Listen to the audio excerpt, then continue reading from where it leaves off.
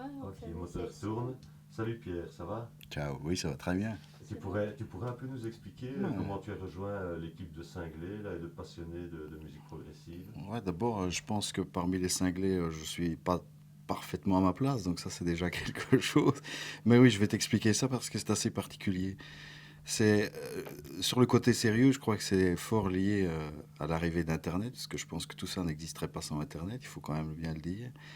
Mais j'ai découvert Progressiste de façon très amusante. Je sais pas si tu sais, les provinces, comme la province de Namur où j'habite, éditent mensuellement ou trimestriellement, je sais pas, des espèces de bouquins un peu bien faits au niveau esthétique, mais avec en gros rien dedans que de la publicité pour les politiciens de la région, vaguement.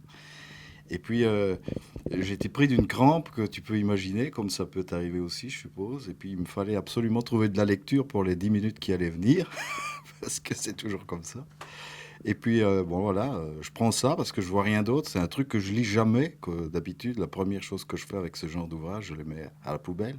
Puis là, je le prends et sur le trône où je me rendais, je commence à lire distraitement et je vois un articulé où on parle de rock progressif et d'un magazine fait dans le Namurois, enfin quelque chose d'assez étonnant. Je dis d'abord rock progressif, c'est un terme auquel je n'étais pas habitué. Moi, j'appelais pas ça dans les années 70. On appelait ça le rock ou le art rock ou des choses. Art A-R-T, Moi, à pas mon dur. époque, on est à peu près de la même époque, nous on appelait ça la pop musique. Oui, oui. Oui, disons que c'était un genre particulier dans la pop musique qui se voulait peut-être un peu plus ambitieux, j'aime pas le mot, mais ambitieux en termes purement musicaux. Et donc je tombe sur cet articulé et en dessous de l'articulé, l'adresse d'un site internet. Donc je me branche sur internet et je tombe sur un site où on parle de musique. En plus, on voit la frimousse de gens qui habitent pas trop loin de chez moi. Je me dis qu'est-ce que c'est ce truc. Puis j'ai parcouru le site internet pendant pratiquement toute une après-midi. Euh, ne le dites pas, bip, j'étais au boulot cet après-midi, bip, bip, voilà, vous pouvez recommencer à prendre. Donc j'étais au boulot et j'ai passé mon après-midi à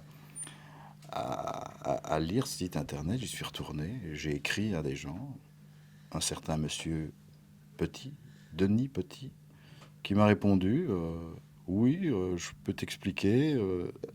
Si tu peux même passer chez moi si tu veux. T'habites où? Alors il me dit j'habite Flawin. Ah tiens, moi c'est Belgrade. Ah, bah, ça doit faire 1,5 km. Puis quelques jours après, j'étais chez lui et puis on s'est rencontrés souvent ici au Spirit. Et puis un jour, sans doute, il voyait que je m'ennuyais, tout ça, que je prenais du poids, tout. Enfin, alors il m'a dit, tu veux écrire dans la revue? Je dis, moi, je sais pas faire ça, je connais rien, quoi. J'ai juste écouté Genesis quand j'étais tout petit, il y a bien longtemps. Oh, bah, c'est déjà pas mal. Il dit. Et puis j'ai vu tes petites bafouilles, là, ça va amuser les gens. Si, tu peux écrire, j'ai deux, trois trucs pour toi. C'était il y a 3 ans, ça. Aujourd'hui, tu peux demander à ma femme, progressiste, c'est à peu près 2 heures par jour pour moi. Les petites bafouilles de Denis, quoi. Tu vois. Voilà. Et aujourd'hui, je voudrais jamais arrêter pour rien au monde. Je, T'as compris? T'as je, compris?